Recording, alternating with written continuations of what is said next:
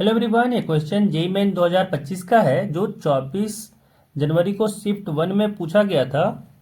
Question कह रहा है कि if the images of the point A B and C in the line x plus 2y is equal to 4 are D E and F respectively, then the centroid of the triangle D E F is. तो यहाँ पे जो कहा जा रहा है वो कह रहा है कि एक ट्रायंगल है एबीसी,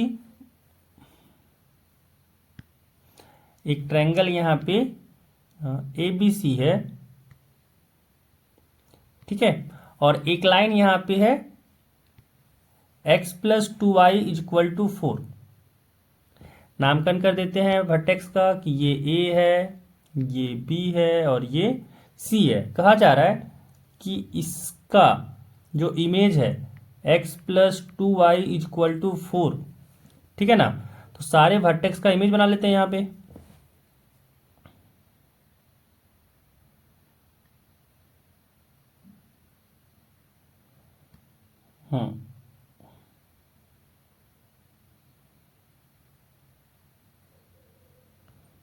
ठीक है, ये बन गया। तो कहा जा रहा है कि a का इमेज d है, a का इमेज d है, b का इमेज e है एंड c का इमेज f है। तो ये डी ई एफ का जो सेंट्रॉइड होगा, जो इसका सेंट्रॉइड होगा वो बताना है कि क्या होगा, ठीक है। तो काफी इजी क्वेश्चन। अगर यहाँ पे बात किया जाए कि हमको जी का यहाँ पे डी ई एफ ट्रायंगल का सेंट्रॉइड निकालना है, तो ये तो कह सकते हैं कि जो सेंट्रॉइड ए बी सी का होगा, है ना, उसी का इमेज ये डी एफ का सेंट्रॉइड होगा। जैसे यहाँ पे ए का वर्टेक्स दिया हुआ है 1,3, बी का वर्टेक्स दिया हुआ है 3,1, 3,1, सी का वर्टेक्स दिया हुआ है 2,4। तो ये ए बी सी दिया हुआ है, तुम लोग जी का वर्टेक्स निकाल सकते हैं। जी का वर्टेक्स जो सेंट्रॉइड होगा उसका वर्टेक्स निकाल सकते हैं। और जब सेंट्रॉइड का वर्टेक्स निकल जाएगा तो ये x plus 2y is equal to 4 से उसका इमेज निकाल देंगे। जो इमेज होगा वही डी ई एफ का सेंट्रॉइड हो जाएगा। समझ में आया कि क्या करना है? तो पहले हम लोग निकाल लेते हैं एबीसी का सेंट्रॉइड। तो क्या सेंट्रॉइड होगा? 1 प्लस 3 प्लस 2 यानी 4 प्लस 2 6, 6/3 करना है। तो यहां आ गया 2, 3 प्लस 1 4, 4 प्लस 4 8, यहां हो गया 8/3। अब फिर 2,8/3 का इमेज निकालना है ये line x plus 2y minus 4 equal to 0 से, ठीक है। तो इमेज क्या हो जाएगा? अगर यहाँ पे इमेज को मान लें अल्फा कॉमा बीटा, तो यहाँ से क्या आ जाएगा? इमेज का जो फॉर्मूला होता है वो लग जाएगा।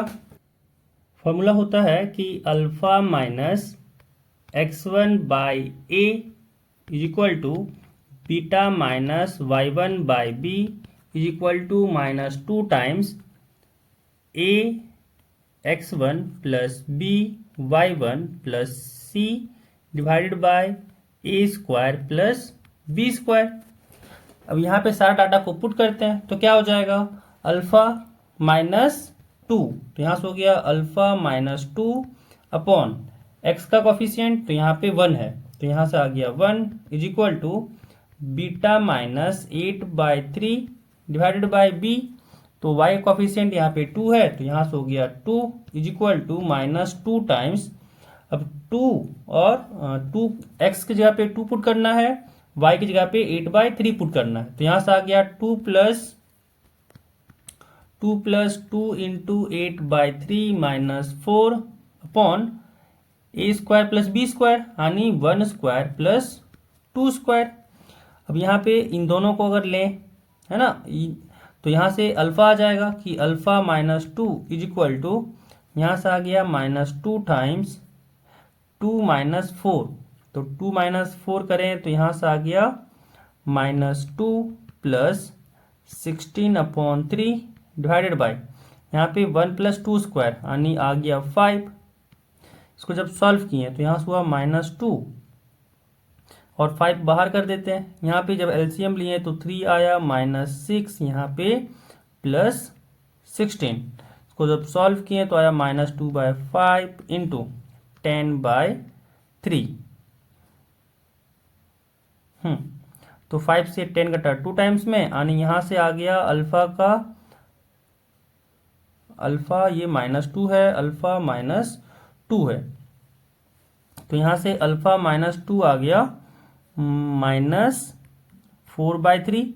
एंड जब -2 को इधर करेंगे तो प्लस में हो जाएगा, यानी यहाँ से हो जाएगा अल्फा इक्वल टू -4/3 +2, यानी अल्फा इक्वल टू एलसीएम 3 आ गया, यहाँ -4 यहाँ पे 6, यानी अल्फा आ गया 2/3। अब निकालते हैं बीटा का वैल्यू। तो यहाँ से हो जाएगा beta -8/3 is equal to 2 is equal to -2 times.